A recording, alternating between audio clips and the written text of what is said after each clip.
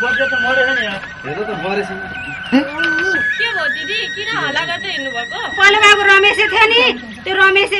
बम्बईतिर गएको थियो के नचाहिँदो काम गरेर एचआइभी एड्स भन्ने लागेको छ मरेछ नि त्यहाँ नानीलाई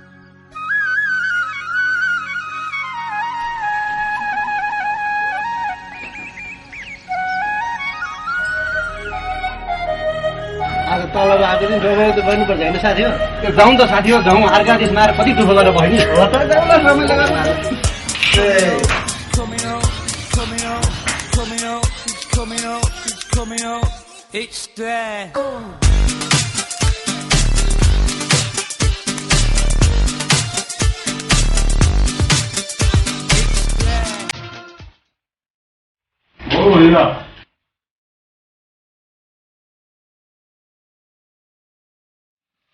Parfait, parfait.